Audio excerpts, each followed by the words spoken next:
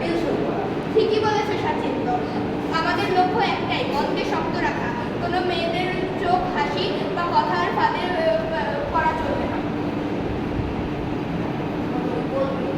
হ্যাঁ, তবে যদি মেয়েটি হয় যার কথা মনে হয় আমার কবিতা পড়ছি।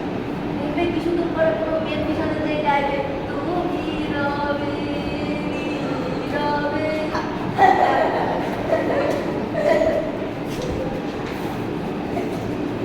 আরে এটা কি চলছে এখানে? নাকি বিয়ে বিরোধী পার্টি চলছে? তা কিসের সভা হচ্ছে? আমি ভাবছিলাম যে এখানে কোনো বইয়ের আলোচনা হচ্ছে, আর এদের কাউকে তো দেখে মনেই হচ্ছে না যে এরা বিয়ে বিয়ে, বরং তারা লজ্জায় লাল হয়ে আছে। আরে এরা কি সত্যি বিয়ে করবে না, নাকি বিয়ের ভয় এরকম সভা করে বসেছে? আমরা এখানে গুরুত্বপূর্ণ আলোচনা করছি।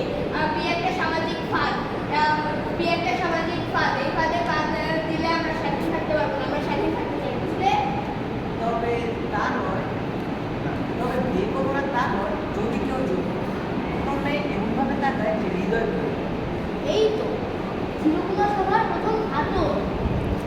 ওহো, এই ছেলেটা তো দেখছি গতকাল রাতে কোনো মেয়ের স্বপ্ন দেখেছে। কি নাম বলো তো? কমলিনী। তুমি কি হৃদয় গড়িয়েছো? না, আমি তো শুধু ফুলের তোড়া নিয়ে এসেছি সভার শোভা বাড়ানোর জন্য। আর সভাপতি মশাই, তুমি এত গম্ভীর কেন?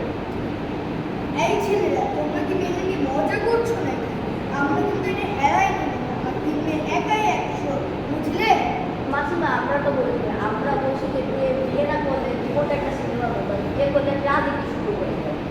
তাহলে এই সিনেমার নায়ক এই গম্ভীর ছেলে নাকি স্বপ্ন বিলাস, স্বপ্নবিলাসী ছেলেটা ভুলে যায়? তোর এত ছিল এত তো নেই, আমি করবি না। বুঝলাম, তোমাকে একটা কথাই বলবো, তোমার হাসিনা রবীন্দ্র সঙ্গীত শুনলে বারবার নাচতেই ইচ্ছা করে। ওহো, চিরকুমার সভার দ্বিতীয় ফাটল ধরে গেল। আমি বই পড়েছি, কবিতা পড়েছি, কিন্তু তোমার ছবিগুলো দেখে মনে হচ্ছে একেবারে কবিতার নাই, বারবার পড়ছে।